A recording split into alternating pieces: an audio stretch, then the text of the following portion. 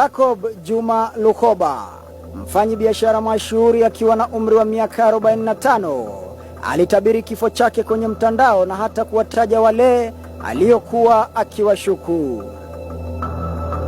Kabla ya kifo chake, wandani wetu wanatuarifu kuwa Juma alianza kufuatwa na mienendo yake kuchunguzwa kisiri kwa kipindi cha wiki 2 hivi kabla ya kifo chake. Ijumaa saa 3:30 za usiku, akiwa katika barabara ya Lenana, genge la watu 4 linadaiwa kumfuata kwa karibu, na wawili waliokuwa upande wa kushoto wa dereva walianza kummiminia risasi, wakidaiwa kutumia bunduki aina ya AK-47 na kuzuia maganda ya risasi kwa kutumia mfuko almaarufu kwa lugha ya Kimombo cartridge catcher.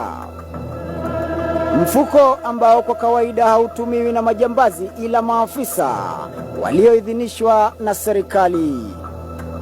Kituo cha polisi cha Karen kilipokea habari ya kuuawa kwa mtu mmoja.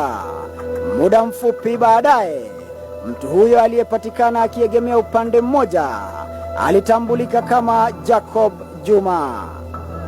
Saa yake aina ya Rolex, simu zake 2 na shilingi 6,000 pamoja na dola 100 za Marekani vilipatikana, huku wauaji wasijulikane walikoelekea.